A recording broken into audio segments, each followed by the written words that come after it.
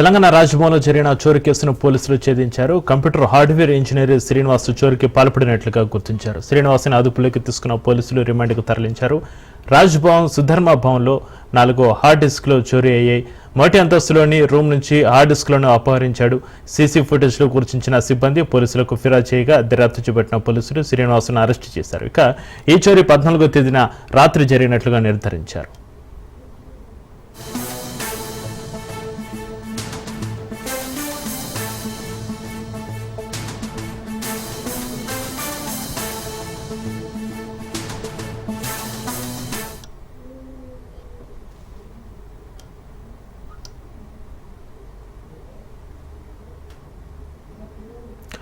తెలంగాణ రాజ్భవన్లో జరిగిన చోరీ కేసును పోలీసులు ఛేదించారు. కంప్యూటర్ హార్డ్వేర్ ఇంజనీర్ శ్రీనివాస్ చోరీకి పాల్పడినట్లుగా గుర్తించారు. శ్రీనివాస్ని అదుపులోకి తీసుకున్న పోలీసులు రిమాండ్కు తరలించారు. రాజ్భవన్ సుధర్మ భవన్లో 4 హార్డ్ డిస్క్లు చోరీ అయ్యాయి. మొదటి అంతస్తులోని రూమ్ నుంచి హార్డ్ డిస్క్లను అపహరించాడు. సీసీ ఫుటేజ్లో గుర్తించిన సిబ్బంది పోలీసులకు ఫిర్యాదు చేయగా దర్యాప్తు చేపట్టిన పోలీసులు శ్రీనివాస్ను అరెస్టు చేశారు. ఇక ఈ చోరీ 14వ తేదీన రాత్రి జరిగినట్లుగా నిర్ధారించారు.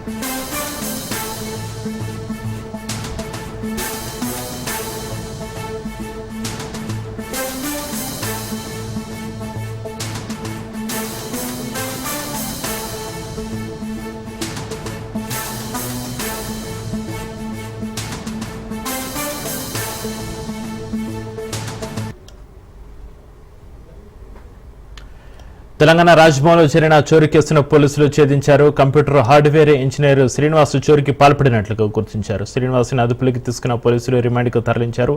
రాజ్భవన్ సుధర్మ భవన్లో 4 హార్డ్ డిస్క్లు చోరీ అయ్యాయి. మొదటి అంతస్తులోని రూమ్ నుంచి హార్డ్ డిస్క్లను అపహరించాడు. సీసీ ఫుటేజ్లో గుర్తించిన సిబ్బంది పోలీసులకు ఫిర్యాదు చేయగా దర్యాప్తు చేపట్టిన పోలీసులు శ్రీనివాస్ను అరెస్టు చేశారు. ఇక ఈ చోరీ 14వ తేదీన రాత్రి జరిగినట్లుగా నిర్ధారించారు.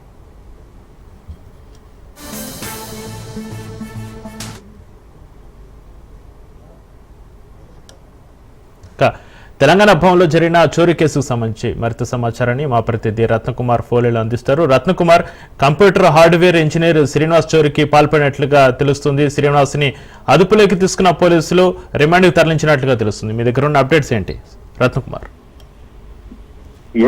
చక్రి, రాజ్భవన్ చోరీ అంటూ వస్తున్నటువంటి వార్తలకు సంబంధించి కూడా ఇప్పటికే ఇటు పంజగుట్ట పోలీసులు ఒక స్పష్టతనైతే ఇవ్వడం జరిగింది. ఇందులో ముఖ్యంగా ఈ కేసుకు సంబంధించి 2 పర్యాయాలు కూడా ఇన్సిడెంట్ అనేది చోటు చేసుకున్నట్లు కూడా పోలీసులు చాలా స్పష్టంగా తెలియజేస్తున్నారు. ఇందులో మొదటిగా ఈ యొక్క ఇన్సిడెంట్ అనేది చోటు చేసుకున్న దాన్ని బట్టి మొదట 10వ తేదీ నాడు రాజ్భవన్ లో పనిచేసే ఒక మహిళా ఉద్యోగి తన ఫోటోలను ఎవరో అసభ్యంగా మార్పింగ్ చేశారని, ఆ మార్పింగ్ చేసినటువంటి ఫోటోలకు సంబంధించి వీటిని వెంటనే ఐడెంటిఫై చేయాలని అక్కడ సహోద్యోగిగా పనిచేస్తున్నటువంటి శ్రీనివాస్ అనే వ్యక్తికి పంపించింది. శ్రీనివాస్ అనే వ్యక్తికి పంపించడంతో శ్రీనివాస్ అనే వ్యక్తి తను ఆ ఫోటోలను ఎవరు మార్కింగ్ చేస్తారన్నటువంటి ఐడెంటిఫికేషన్ చేస్తానని చెప్పిన తర్వాత తను ఐడెంటిఫై చేస్తారేమోనని మొదటిగా భావించారు.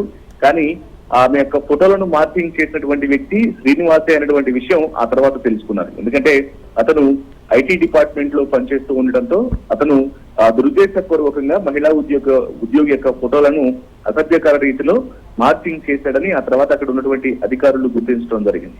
ఇక తనని అప్పుడు ఐటీ హార్డ్వేర్ గా పనిచేస్తున్నటువంటి అతన్ని అప్పుడు పోలీసులు అరెస్ట్ చేసి రిమాండ్ కు పంపించడం జరిగింది. ఆ తర్వాత అతను బెయిల్ మీద బయటకు కూడా వచ్చాడు. 12వ తేదీన 10వ తేదీ రోజున ఇన్సిడెంట్ అనేది చోటు చేసుకుంటే 12వ తేదీ రోజున అతన్ని ఐడెంటిఫై చేయడం జరిగింది. తనే ఆమె యొక్క ఫోటోలను మార్కింగ్ చేసేటటువంటి విషయాన్ని ఐడెంటిఫై చేసిన తర్వాత అతన్ని మొదటిసారి అరెస్ట్ చేసి రిమాండ్ కు పంపించాడు. ఆ తర్వాత అతను బెయిల్ మీద బయటకు వచ్చాడు. ఇక అట్టి నేరానికి పాల్పడిన తర్వాత రాజ్ భవన్ లో కూడా చట్టపరమైనటువంటి చర్యలు తీసుకున్నారు అతని మీద. ప్రస్తుతం అతను సస్పెన్షన్ లో ఉన్నాడు.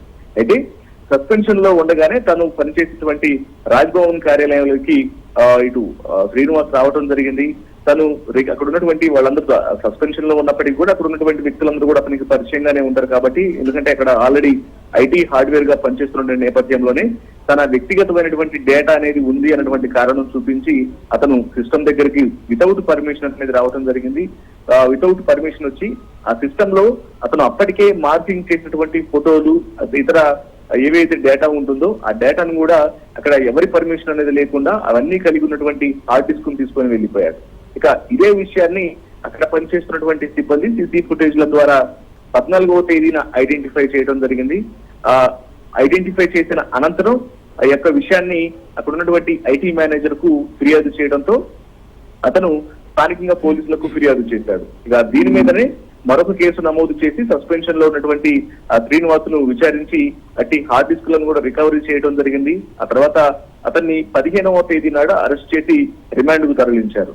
ఇక ఇవాళ ఇన్సిడెంట్ కు సంబంధించి అంటే ఇప్పుడు ఆల్మోస్ట్ 5 రోజుల తర్వాత ఇన్సిడెంట్ అనేది ప్రస్తుతం ఇవాళ మీడియా మాధ్యమాలలో బయటకు వస్తున్నటువంటి నేపథ్యంలోనే దీని మీద ఇప్పుడు ఏసీ పంజాగుట్ట పోలీసులు స్పందించి జరిగినటువంటి వ్యవహారాన్ని మొత్తాన్ని కూడా బయటపెట్టడం జరిగింది.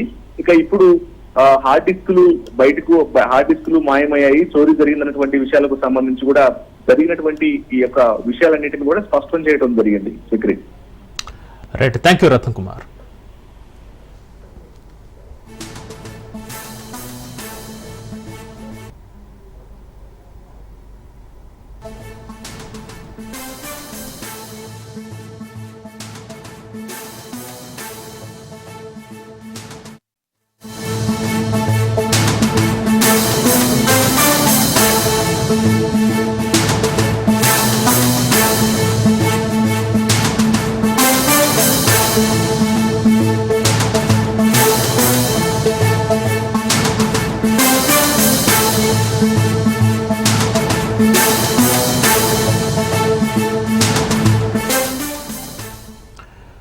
కాన్సెప్ట్లో జీవీఎంసీ డిప్యూటీ మేయర్ ఎన్నిక ప్రారంభం కానుంది. నిన్న కోరం లేకపోవడంతో ఎన్నిక ఇవాళకి వాయిదా పడింది. దీంతో ఇవాళ సభ్యులు హాజరయ్యేలా కూటమి నేతలు ప్రణాళికలు రచిస్తున్నారు.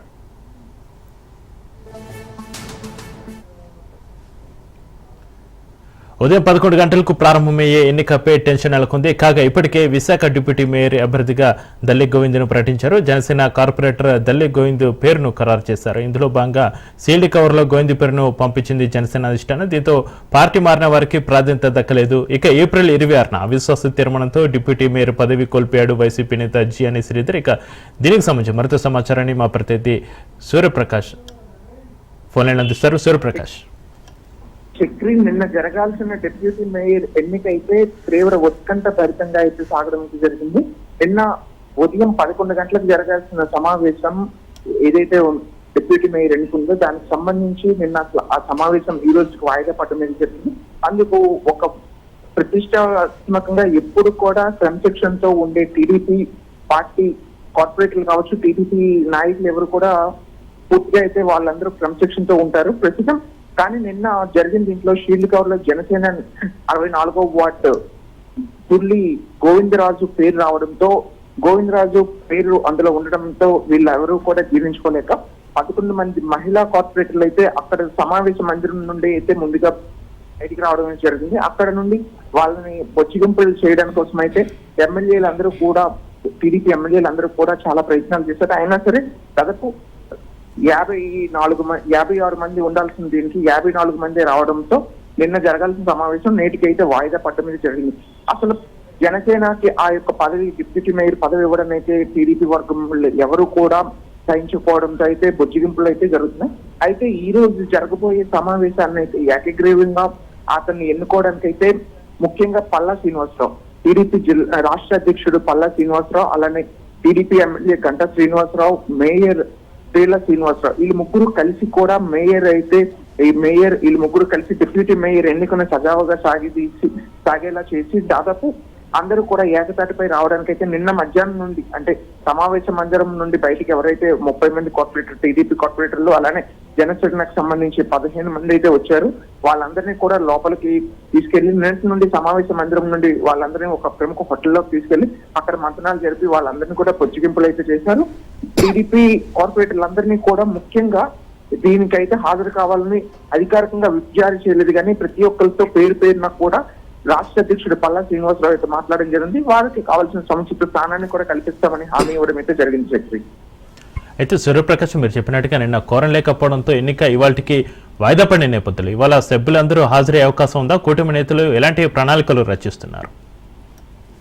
చక్రి, నిన్న మధ్యాహ్నం నుండే వీళ్ళందరూ కూడా 54 మందిలో కూడా ఎవరు కూడా చేజారకుండా ఉండడానికి అయితే వీళ్ళందరూ కూడా కృషి చేస్తారు. 54 మందిలో అయితే 2 వామపక్ష నేతలు, సిపిఐ సిపిఎం కు సంబంధించిన వాళ్ళైతే ఎలా అయినా సరే హాజరవుతారు. కానీ 52 మందిని అయితే వాళ్ళ గుప్పిట్లో ఉంచుకోవడానికి అయితే ఒక సమావేశం, ఒక క్యాంప్ రాజకీయాన్ని నిన్న చేశారని మనం చెప్పుకోవచ్చు.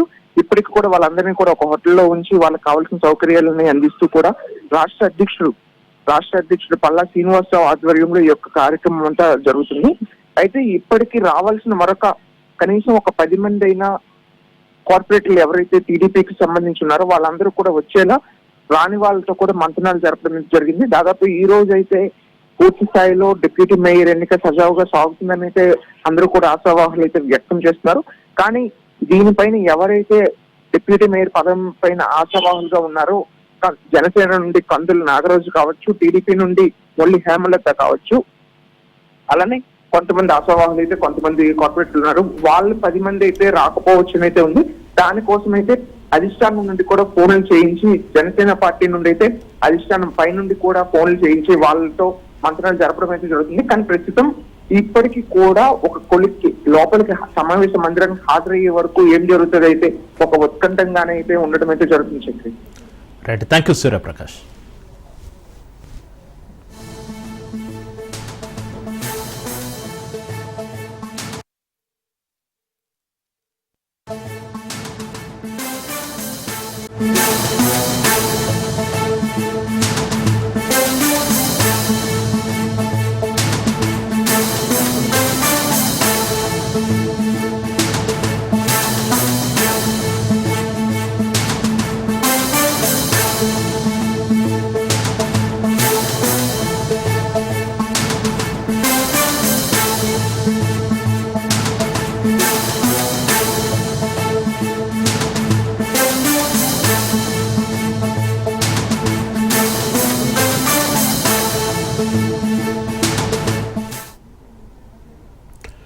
విజేష వ్యవహారంపై సుప్రీంకోర్టు సిట్ ఏర్పాటు చేసింది. 3 ఐపీఎస్లతో సిట్ ఏర్పాటు చేయాలంది. అందులో ఒకరు మహిళా ఐపీఎస్ ఉండాలని మధ్యప్రదేశ్ డీజీపీని ధర్మాసనం ఆదేశించింది. ఈ నెల 28లోగా నివేదిక ఇవ్వాలని డెడ్ లైన్ పెట్టింది. మధ్యప్రదేశ్ మంత్రి వ్యాఖ్యలపై సుప్రీంకోర్టు మరోసారి తీవ్ర ఆగ్రహం వ్యక్తం చేస్తుంది. రాష్ట్ర హైకోర్టు తీర్పును సుప్రీంలో సవాల్ చేస్తున్న విజేషపై సర్వోన్నత న్యాయస్థానం మండిపడింది. కల్నల్ సోఫియా ఖురేషీపై అనుచిత వ్యాఖ్యలు చేస్తున్న విజేష ఫలితం అనుభవించాల్సిందేనని తేల్చి చెప్పింది. ఇక బీజేపీలో మధ్యప్రదేశ్ మంత్రి వ్యాఖ్యలపై హైకమాండ్ సైలెంట్ గా ఉంది. ఇప్పటి వరకు ఎలాంటి చర్యలు తీసుకోకపోవడంతో సోషల్ మీడియాలో దుమ్మెత్తిపోస్తున్నారు. నాలుకలు కరుసుకొట్టిన నేతలపై చర్యలు ఉండవా అంటూ నిలదీస్తున్నారు. అటు విజేషపై నెటిజన్లు తీవ్ర విమర్శలు చేస్తున్నారు.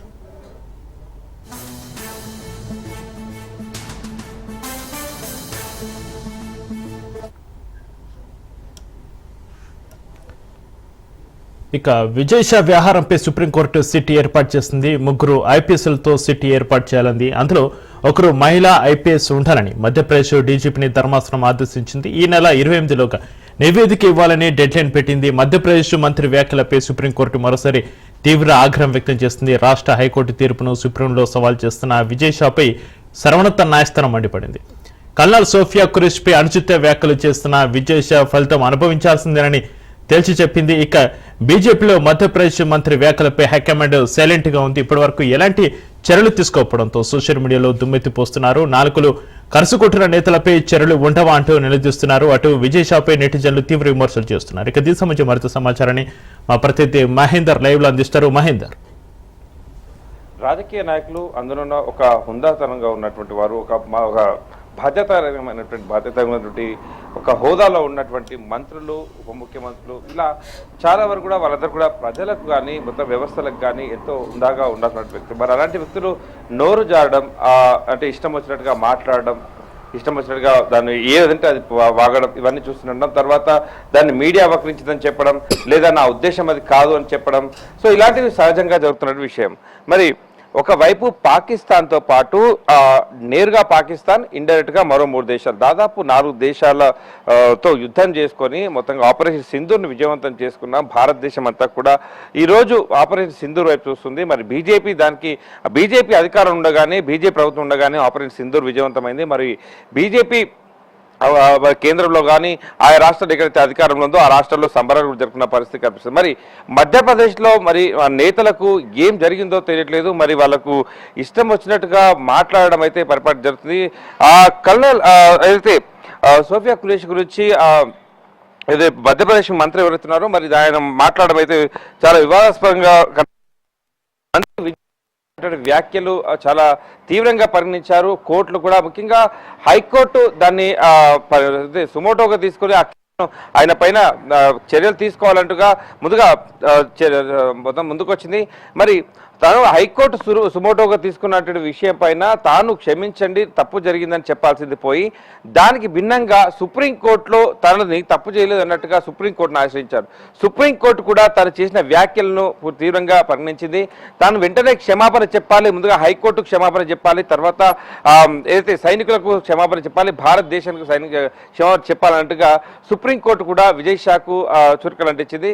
మరి ఆ రకంగా మొత్తంగా సుప్రీం క్షమాపణ చెప్పడమే కాకుండా దీనిపైన సిట్ ఆదేశించి ఒక సిట్ ఏర్పాటు చేసి దీనిపైన మొత్తం పూర్తి విషయాలు కూడా తెలుసుకోవాలంటే ఒక సిట్ను కూడా ఏర్పాటు చేసింది. మరి విజయ్ షా అనేటువంటి ఈ మంత్రి చేసినటువంటి వ్యాఖ్యలను బీజేపీ పార్టీ ఇప్పటి వరకు కూడా స్పందించిన దాఖలాలు అయితే కనపడలేదు. మరి ఎందుకు ఇలాంటి వ్యక్తులు ఇలా మాట్లాడడాన్ని మనం చూస్తున్నాం. మరి అదే రాష్ట్రానికి చెందినటువంటి ఉప ముఖ్యమంత్రి మొన్న ఒక సందర్భంలో భారత పౌరులు, సైనికులంతా కూడా మోడీ కాళ్ళు పట్టుకోవాలని అవసరం ఉంది అన్నట్టుగా ఒక వ్యాఖ్యలు చేయడం కూడా పెద్ద దుమారంగా మారినాయి. మరి వీరంతా తెలిసి మాట్లాడుతున్నారా, తెలియక మాట్లాడుతున్నారా, ఎవరిని మెప్పించడానికి మాట్లాడుతున్నారు, ఎవరిని ఉద్దేశించుకొని మాట్లాడుతున్నారు, ఇవన్నీ మనం చూస్తూనే ఉన్నాం. మరి ఇంత మేర జరుగుతున్నా కూడా బీజేపీ పార్టీ నుంచి వీళ్ళని సస్పెండ్ చేయడమో లేదా వీళ్ళ నుంచి క్రమశిక్షణ చర్యలు వీళ్ళపైన ఏమైనా పాటించడమో ఇలాంటివి ఏవి కూడా జరిగిన పరిస్థితుల్లో మరి అనేక అనుమానాలు అయితే వస్తున్నాయి. మరి ఇలాంటివి ఓవైపు ఇదంతా కూడా బీజేపీ తమ క్రెడిట్ గా సాధించుకుంటుంది. బీజేపీ అధికారంలో ఉండగా ఇవన్నీ కూడా ఆపరేషన్ సింధూర్తో పాటు 3-4 దేశాలకు వన్నులో వణుకు పుట్టించింది.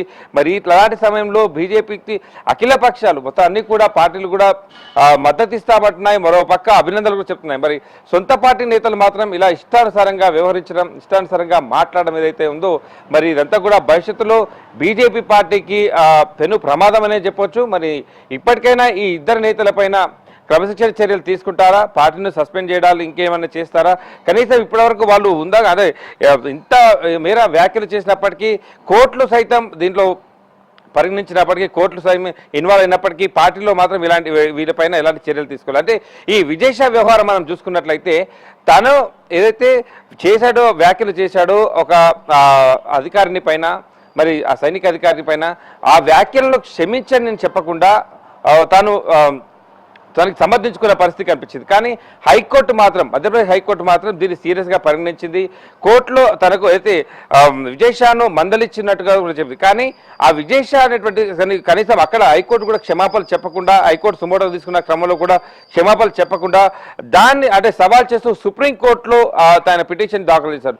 సుప్రీంకోర్టు సైతం ఈ విజయ్ షా చేసినటువంటి వ్యాఖ్యలు, కర్నల్పై చేసినటువంటి వ్యాఖ్యలను చాలా సీరియస్గా తీసుకుంది. వెంటనే నువ్వు క్షమాపణ చెప్పాలి హైకోర్టుకు, అలాగే కర్నల్ క్షమాపణ చెప్పాలి, దేశ ప్రజలకు క్షమాపణలు చెప్పాలని చెప్పింది. కానీ ఇక్కడ విజయ్ షా అనేటువంటి వ్యక్తి కానీ అప్పుడు తాను ఒక మెట్టు దిగాడు. అంటే ఇక్కడ తనకు ఏమాత్రం దేశభక్తి లేదు. ఒక సుప్రీంకోర్టు చెప్తే మాత్రమే తాను దిగొచ్చాడు తప్పితే స్వచ్ఛందంగా తను చేసినట్టు వ్యాఖ్యలకు ఇక్కడ కూడా క్షమాపణలు చెప్పిన దాఖలు అయితే కనిపించదు. అంటే అర్థం చేసుకోవచ్చు వీళ్ళు ఇంత అహంకారంతో ఎంత మదంతో ఇలా పేటరైపోతున్నారు అర్థం చేసుకోవచ్చు. సో ఇప్పుడు ఈ విజయ్ షా చేసినటువంటి వ్యాఖ్యల పైన సుప్రీంకోర్టు ఒక సిట్ను కూడా ఏర్పాటు చేసింది. ఈ సిట్ పూర్తిగా అనుకున్న అంటే గడువులోనే పూర్తి వివరాలన్నీ కూడా తెలియజేయాలి. ఇతను చేసినటువంటి అదే మొత్తం కూడా ఇతను విన్న విషయాలన్నీ కూడా మొత్తంగా బహిర్గతం చేయాల్సిన అవసరం ఉంది. పూర్తి విషయాలన్నీ కూడా తొందరలో రాబట్టాలి అన్నట్టుగా సిట్ కూడా కీలక ఆదేశాలు కూడా జారీ చేసినట్టు తెలుస్తుంది. సోఫియా ఖురేషి పై అనుచిత వ్యాఖ్యలు చేస్తున్న విజయ్ షా ఫలితం అనుభవించాల్సిందని తేల్చి చెప్పింది సుప్రీంకోర్టు. ఇక బీజేపీలో మాత్రం మధ్యప్రదేశ్ మంత్రి వ్యాఖ్యలపై హైకమాండ్ సైలెంట్ గా ఉంది. ఇప్పటి వరకు ఎలాంటి చర్యలు తీసుకోకపోవడంతో సోషల్ మీడియాలో అయితే దుమ్మెత్తిపోస్తున్నారు నెటిజన్లు. ఇప్పటికైనా అధిష్టానం ఏమైనా చర్యలు తీసుకునే అవకాశం ఉందంటారా మహేందర్?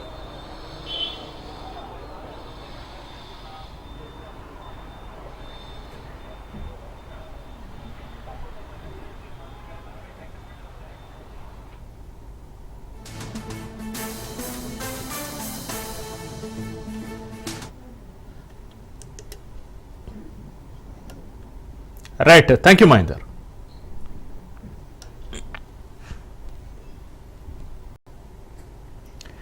నెల్లూరు జిల్లాలో సర్వేపల్లి ఎమ్మెల్యే సోమిరెడ్డి చంద్రమోహన్ రెడ్డి ఆధ్వర్యంలో మినీ మహానాడు గ్రాండ్గా జరిగింది. ముఖ్య అతిథిగా రాష్ట్ర దేవాదాయ శాఖ మంత్రి ఆనం నారాయణ రెడ్డి హాజరయ్యారు. వెంకటాచలం మండలం చెమ్మడుగుంటలోని సీడి కళ్యాణ మండపంలో ఏర్పాటు చేసిన మినీ మహానాడుకు టీడీపీ నేతలు పెద్ద ఎత్తున హాజరయ్యారు. కూటమి సర్కారు అభివృద్ధికి పాటుపడుతుందని అన్నారు.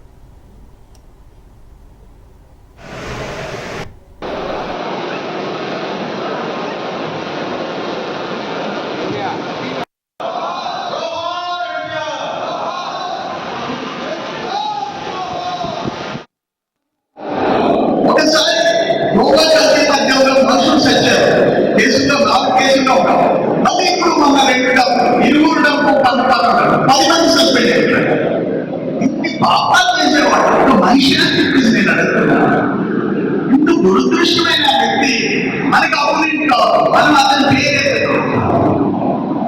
దురదృష్టం. ఎవరైనా ఉన్నాయి ఇప్పుడు అన్నట్టు మేము అంబేద్కర్ రెడ్డి గారు నన్ను పురస్కారం పెడితే నేను కౌంటర్ పెడితే అందరూ ఎంజాయ్ చేసేవాడు. ఆయన మాట్లాడింది నేను మాట్లాడింది ఏం మాట్లాడుతున్నాను. కానీ ఏ రోజు ఒకరికొకరు చెప్పుకోవాలని కోరుకోలే. ఏ రోజు జరిగింది జనార్దన్ రెడ్డి గారు వాతావరణంలో ఆయన ఇంటి ముందు ఆయన చీఫ్ మినిస్టర్ ఉంటే నేను ఒక ధర్నా చేశాను. వాడు పార్టీ వివేకానంద రెడ్డి గారు హైదరాబాద్లో పెళ్లి చేశారు. ఓడిమెల్లి కౌన్సిల్లో సింధు గారు పాప వాటిని సరిగా చట్టంగా పేద వర్గాల ప్రజలకు అందే విధంగా దాన్ని చేయటే ప్రయత్నం ఇవాళ చేస్తూ ఉన్నాం. ఒకసారి నేను కూడా ఆలోచించాను. ప్రతి ఒక్కరూ మాట్లాడతారు, మీరు 10 సంవత్సరాలైతే ఏం చేశారయ్యా? ఇవాళ మనం ఏం చేశామో మీ ముందే తెలిసిన పుస్తకం తెలుగుదేశం పార్టీ వచ్చిన మొదటి మాసంలోనే పెన్షన్లు ఇస్తామన్నాం. పెన్షన్లు ప్రతి ఒక్కరికి ఇవ్వడం జరుగుతుంది. గ్యాస్ సిలిండర్లు ఇస్తామన్నాం, ఇవ్వడం జరుగుతుంది. రైతు భరోసా కేంద్ర ప్రభుత్వం ఈ మాసంలో మొదలుపెట్టే అదే మాసంలో మనం కూడా కేంద్ర ప్రభుత్వంతో సమానంగా రైతు భరోసా ఇవ్వడానికి సిద్ధంగా. పల్నాడు జిల్లా మాచర్లోని మానుకొండ కళ్యాణ మండపంలో టీడీపీ మినీ మహానాడు గ్రాండ్గా జరిగింది. మంత్రి Gottipati Narasaraopet MP Lavu Srikrishnadevarayalu, local MLA Julakanti Brahmareddy TDP మహానాడులో పాల్గొన్నారు. తెలుగువారి ఖ్యాతిని, ఆత్మగౌరవాన్ని ప్రపంచవ్యాప్తంగా చాటి చెప్పిన వ్యక్తి ఎన్టీఆర్ అన్నారు. ఆయన ఘనకీర్తిని నేతలు కొనియాడారు. ఈ నెల 27, 28, 29 కడపలో టీడీపీ మహానాడు జరుగుతుందని తెలిపారు. పెద్ద ఎత్తున టీడీపీ నేతలు పాల్గొనాలని పిలుపునిచ్చారు. పుస్తకంగా మన వాళ్ళందరూ కూడా ఈ ప్రాంత ప్రజలకి వ్యవసాయానికి నీళ్ళు అవసరం. ఇందాక లిఫ్ట్ సంగతి చెప్పారు రామారావు గారు, ఆయనకే కాదు నాకు కూడా లిఫ్ట్లు ఉన్నాయి.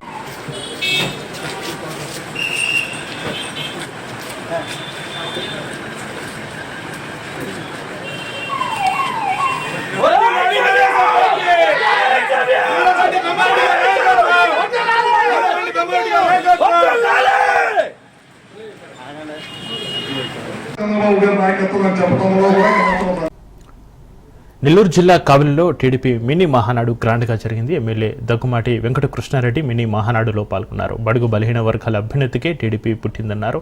తెలుగువాడి ఆత్మగౌరవాన్ని ఢిల్లీ గడ్డపై చాటిన చరిత్ర ఎన్టీఆర్ది అన్నారు.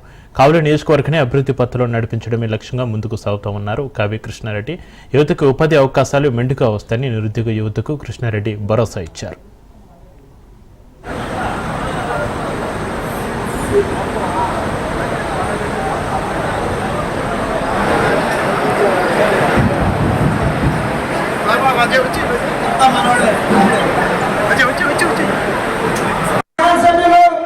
శ్రీ దగ్గుమాటి వెంకట కృష్ణారెడ్డి గారిని వేదిక నడిపించవలసిందిగా కోరుతున్నాం. అధ్యక్షుడు గుర్తుపేట కృష్ణబాబు గారిని సభాధ్యక్షుడిగా వేదికపైకి రావాల్సింది.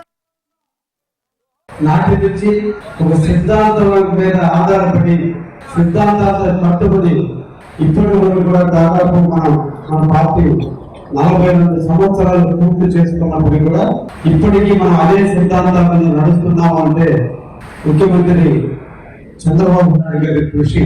ఈ నెల 28, 29, 30 తేదీల్లో కడప మహానాడు కార్యక్రమాన్ని నిర్వహించాలి. ఆ నిర్వహించే ముందుగా నియోజకవర్గం వారీగా మీ ప్రాంత సమస్యలు, మీ నియోజకవర్గంలో అభివృద్ధి కార్యక్రమాలు, భవిష్యత్తులో చేయాల్సినటువంటి పనులు, ప్రజలందరి ఆలోచనలకు అనుగుణంగా కొన్ని తీర్మానాలు చేసి పంపించినట్లయితే ప్రతి నియోజకవర్గంలో కూడా మినీ మహానాడు కండక్ట్ చేయడం చెప్పి మన ముఖ్యమంత్రి వర్యులు మనకు తెలియజేయడం, ఇంతమంది కలిసి మీ అందరి సమిష్టితో కావలి స్వీపును మనం తెలుగుదేశం ప్రవేశం చేసుకున్నాం.